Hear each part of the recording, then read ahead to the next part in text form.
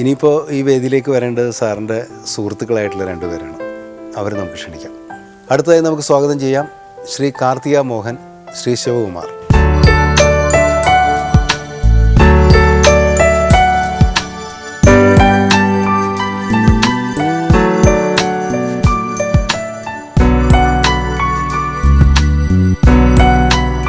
സാറിൻ്റെ ഫ്രണ്ട്സ് എന്ന് പറഞ്ഞപ്പോൾ ഞാൻ സാറിൻ്റെ പ്രായമുള്ള ആൾക്കാരാണ് പ്രതീക്ഷിച്ചത്. സാറ് എല്ലാവരുമായിട്ടും ഫ്രണ്ട്ഷിപ്പ് കൂടുന്ന ഒരാളാണ് എന്നുള്ളത് ഇപ്പം ബോധ്യമായി. ഞാൻ മെറില സ്റ്റുഡിയോ മാനേജരായി ഇരിക്കുമ്പോൾ തൊട്ടുള്ള ബന്ധമാണ്. സാറുമായിട്ട് കൂടുതൽ അടുത്തതെന്ന് പറഞ്ഞാൽ ഞങ്ങൾ 95-ലാണെന്നല്ലേ നല്ല ഒരു, അതായത് ഈ ഫീൽഡ് ടെലിവിഷൻ രംഗത്തുണ്ടായിരുന്നു നമ്മുടെ പ്രേമൻ എന്ന് പറഞ്ഞ നടനുണ്ടായിരുന്നു. ഇപ്പോൾ പ്രസന്നൻ എന്ന് പറഞ്ഞ നടൻ്റെ ചേട്ടനാണ്. Okay okay. പിന്നെ നമ്മുടെ കൃഷ്ണൻകുട്ടി നായർ മരിച്ചുപോയി. ഇവർ രണ്ടുപേരും പെട്ടെന്ന് മരിച്ചു. അന്നേരം അവർക്കൊരു സഹായം എന്തെങ്കിലും ചെയ്യണമെന്ന് ഞങ്ങളെല്ലാം ആലോചിച്ചു. അങ്ങനെ അതിനുവേണ്ടി സാറ് വളരെ ഇറങ്ങി നടന്ന് ഞങ്ങൾ ദൂരദർശനിൽ പോയി അന്നത്തെ ഡയറക്ടറെ കണ്ട് ഒരു ടെലിഫിലിം അപ്രൂവൽ മേടിച്ചു. അന്ന് അതിൻ്റെ നിർമ്മാണം ചുമതല ഞാൻ ഏറ്റെടുത്തത്. സാറിൻ്റെ അവരെ സഹായിക്കാനുള്ള മനസ്ഥിതി അതുകൊണ്ട് മാത്രം അന്നത് നടന്നു. അത് ടെലികാസ്റ്റ് ചെയ്തു. ആ പൈസ അവർക്ക് രണ്ടുപേരുടെ കുടുംബത്തിന് വേണ്ടി കൊടുക്കാൻ പറ്റി. അതിനുശേഷം പല കാര്യങ്ങളും സാറ് എന്നോട് വിളിച്ചു പറയും. ഞങ്ങൾ ഒന്നിച്ചാണ്. അതൊരു വലിയൊരു സുഹൃബന്ധമായിട്ട് മാറി.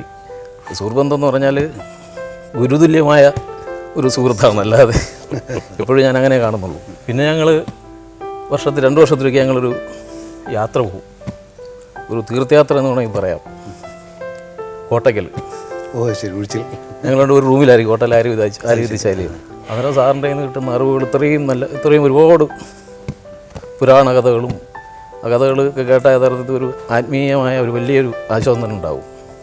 അങ്ങനെയോട് ഒരുപാട് മറക്കാനൊക്കാത്ത അനുഭവം സാറിൻ്റെ കയ്യിൽ നിന്നുണ്ടായിട്ടുണ്ട്.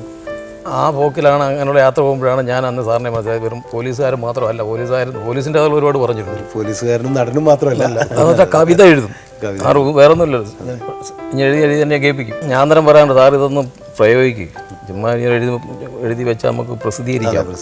ഇങ്ങനെ അതൊക്കെ ആരും കാണാൻ കിടക്കേണ്ട സാധനമല്ല, കാണണം എന്ന് ഞാൻ പറയാറുണ്ട്. ഇതിനൊരു പ്രേരക ശക്തിയുണ്ട് എന്ന് പറയുന്നു. നമ്മൾ കവിത എഴുതാൻ ഉള്ളിലുണ്ടെങ്കിലും അത് പുറത്തേക്ക് വരാൻ ഒരു ശക്തി വേണം, പ്രേരക ശക്തി വേണം. എനിക്ക് ആദ്യം തോന്നിയത്, ഞാനും തിക്കൃശ്ശേരനും അസീസും ഇവിടെ വാർത്തകൾ എന്ന് പറഞ്ഞ പടത്തിൻ്റെ ഷൂട്ടിങ്ങിന് പോവുകയാണ്. വാർത്തകൾ ആ ഒരു ലെവലങ്ങോട് തെറ്റിയപ്പോൾ അസീസ് കരഞ്ഞോളൂ, കേട്ടാ ചേട്ടൻ എൻ്റെ പേര് കവിത എഴുതണം, തിക്കൃശ്ശേരനോട് ഇപ്പം എഴുതണം. ആ ഇപ്പോഴൊക്കെ ഈ സമയത്തൊക്കെ ഇങ്ങനെ കവിത എഴുതുന്നത് വരണ്ടേ, ഇത് അത് സരസ്വതിയാണ്, വായി വരട്ടെ, വായി വന്നാലേ എഴുതാൻ പറ്റുള്ളൂ. അതല്ല, ചേട്ടൻ ചിലപ്പോൾ ആദ്യം മരിക്കും, ചിലപ്പോൾ ഞാൻ മരിക്കും.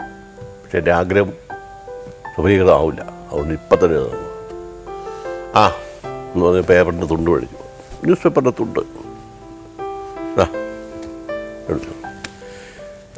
കവിന് അന്തം വിട്ടു എന്ന് പറഞ്ഞാൽ അത്രയും ആ ഒരു സന്ദർഭത്തിൽ അദ്ദേഹം ഒരു വാക്ക് പോലും ചിന്തിച്ചിട്ടില്ല, റീറൈറ്റ് ചെയ്തിട്ടില്ല. അത് പിൽക്കാലത്ത് അദ്ദേഹത്തിന് പറഞ്ഞുവിടായിരുന്നു, അസീസിന് പറഞ്ഞുവിടാ കവിത. എനിക്ക് പറഞ്ഞ ഓർമ്മകൾ ഇപ്പോഴും. നിസ്സീമ സൗഹാർദ്ദ പീയൂഷ വർഷം തല സ്നേഹിതർക്കേകും അസീസിനെന്നും സരസംഗമത്താൽ ചലച്ചിത്രമെങ്കിൽ ഔന്നത്യം വേറിട്ട ദൈവം തുണയ്ക്കും. വിതിൻ സെക്കൻഡ് സരസ്വതി പേനത്തുമ്പിൽ വരികയാണ്. അത് വലിയൊരു അനുഗ്രഹമായിരുന്നു. അപ്പം അങ്ങനെയാണ് ഞാൻ ഒരു കവിത ഞാൻ എഴുതി ആദ്യം അദ്ദേഹത്തെ പറ്റി തന്നെ. അതെ അതെ. പക്ഷെ അത് എഴുതിയത് കൂടെ നാളുകൊണ്ടാണ് കേട്ടോ, കാണിക്കാമെന്നാണ് അദ്ദേഹം. ഇതിനെ ഒന്നും ചെയ്തിട്ടില്ലത്. തീരാഗ്രേസരിൽ അഗ്രഗണ്യനഖിലം സാഹിത്യ മീമാംസയിൽ പാരാവാരം ഇവൻ്റെ മനസ്സോ സ്നേഹാദ്രിതം നിർമ്മലം ഭീമൻ ഹേ സുകുമാര നിന്റെ അരികിൽ ശിഷ്യത്വഭാവേന ഈ ക്ഷോണി പാലക വംശജകൃത കുപ്പുന്നു കാൽപ്പൂനെ. അങ്ങനെ 5 ശ്ലോകം അദ്ദേഹത്തെ വായിച്ച് ഒപ്പിച്ചു, കൊടുത്തില്ല എന്ന്. അപ്പം അങ്ങനെ നമുക്ക് ഈ ഒരു പ്രേരക ശക്തി ഉണ്ടെങ്കിൽ കവിത എഴുതാൻ പറ്റുള്ളൂ.